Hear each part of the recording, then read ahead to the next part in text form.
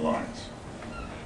Thank you, Mr. Prime Minister. And first of all, let me say on behalf of the President of the United States, President Trump, I want to thank you for your friendship and for the friendship that Israel has shown towards the United States and so many issues we work on together that extend beyond the causes of war and peace, but advances in technology, advances in economics, and those remain strong and enduring and unwavering, and not enough attention gets paid to those links, the economic links, the cultural links.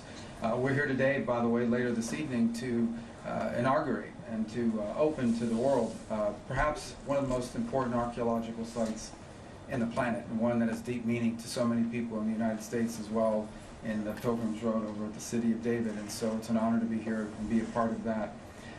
As far as the President's been clear on the ongoing issues in Gaza, and that is that every single hostage, both living and deceased, needs to be home immediately. Hamas can no longer continue to exist as an armed element that threatens the peace and security, not just of Israel, but of the world, and that the people of Gaza deserve a better future, one that cannot begin until Hamas is eliminated and until all of the hostages, both living and deceased, are home. And he remains committed firmly to that objective. And that's what we seek to talk about today, have talked about today, and will continue to talk about, and that is the road forward on how to achieve those things. Those objectives remain. Those objectives remain in place.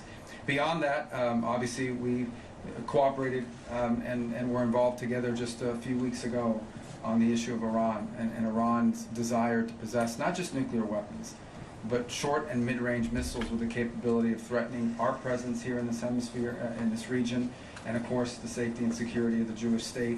But I would venture to say a threat that actually extends well beyond that to the kingdoms of the Gulf and eventually even into Europe. In fact, some of the missiles they're trying to develop now can already range countries in Europe. And so a nuclear Iran governed by a radical Shia cleric that possesses not just nuclear weapons potentially, but the missiles that could deliver those weapons far away is an unacceptable risk, not just for Israel, not just for the United States, but for the world.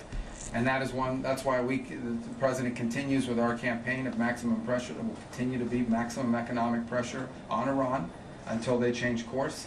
That's why we are encouraged to see our partners in Europe begin the process of snapping back sanctions on Iran. They are clearly out of compliance with what was already a flawed deal to begin with, and we encourage them to continue down that road. We 100% support that. That is exactly what needs to happen, and we remain firmly committed, as I said, to the President's objective, which he's been abundantly clear on, and I want to repeat. At the end of the day, no matter what has happened or happens, the objective remains the same, and that is all 48 of those hostages, both living and deceased, need to be home. They need to be returned. They never should have been taken. What happened on October 7th was an act of unparalleled barbarism, and what's happened since then have been repeated acts of unparalleled barbarism on the part of Hamas. Hamas needs to cease to exist as an armed element that can threaten the peace and security of the region, and the people of Gaza deserve a better future, but that better future cannot begin until Hamas is eliminated. That better future and that kind of peace is not even possible until the hostages are released, all of them, every single one.